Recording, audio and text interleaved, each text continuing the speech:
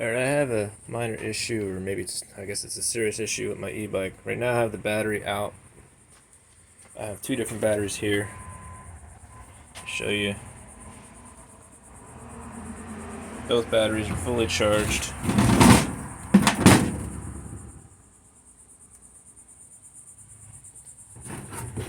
The one with the long stripe is the one that came with the bike, and this was my backup unit, so when I go riding. So this one here was not in the bike when I started getting the error, so I figured if it was the battery, it's definitely going to be this one. I'll just set the phone down for a second. And so when I turn it on, plug it in, it does this right here. Actually, it's looking weirdly normal for some reason, like it reset itself again. Which I don't understand that, but okay. Let's see if it... Now I go to record finally. It's actually working, which is weird.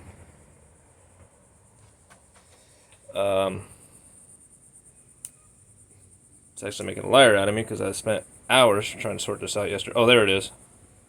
532 error. There's literally nothing wrong with the bike. It just started doing this, and it's done this a few times. It can be sitting completely still. I've had it in the bike shop, I don't know, about 6 months ago for the same problem, and they couldn't replicate the problem, and it just went away. But this time it's not going away, as you can see here. 532 error, and so now it's flashing like I don't have a battery, which is kind of weird. Now I'll turn it off. It'll probably turn it back on. Nope, now it's going to do the boot loop. So it did make a liar out of me. And it will do this until I pull the battery. It'll just keep doing this.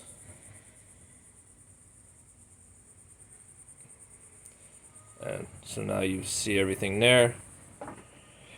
Again, I had this problem, not the boot loop problem, but actually what it did before. And I pulled the batteries and reset it, and I have two here. And I have another battery that my friend is using right now, so I actually have 3 batteries in all.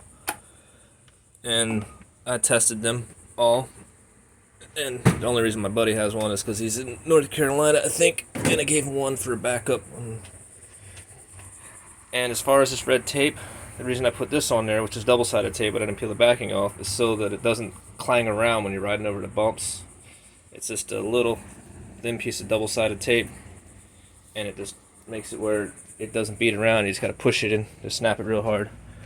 Here's my terminals, which they look pretty good. I hit them with a Q-tip yesterday, but it's kind of hard with this blurry camera. But and there's more of that double-sided tape on the opposite side there, and that was just to make it tight enough so it wouldn't slam around. I really hope I can solve this. I bought this bike October 29th of 2020. I received the bike in my possession on September 16th of 2020. There is a few other issues when I ride. This thing here cuts out around 18.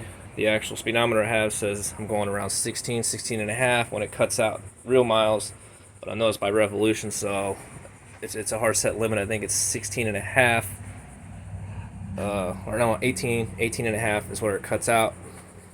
But the wheel speed isn't measuring right, because as you can see the gap here, I mean it comes with a 27 and a half, but you can fit a 29-inch wheel in here no problem.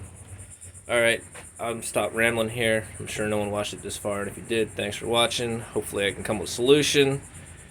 I know time is precious. I'm already technically past my limit, so hopefully I can find a bike shop this week.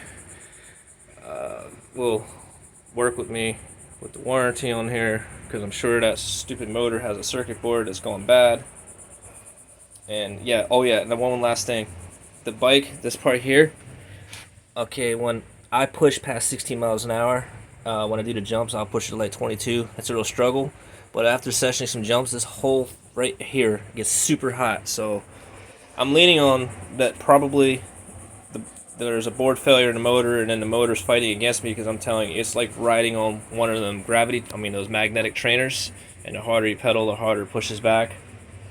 So there is that. And I know I said it was going to stop, but I just wanted to mention everything. and put this on my YouTube, so at least one, there's a date document of this that's on video. And when I show the bike shop owner or whatever, they'll hopefully work with me and they can finagle some deal with Bosch or Bosch or however you pronounce that name.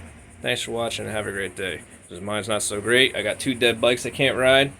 I got a Specialized I can't get a shock for, and I would love to go riding today, but it loses air in about 5 minutes, and when the shock's compressed all the way, you know, it's just gonna break things. So yeah, I can't go riding.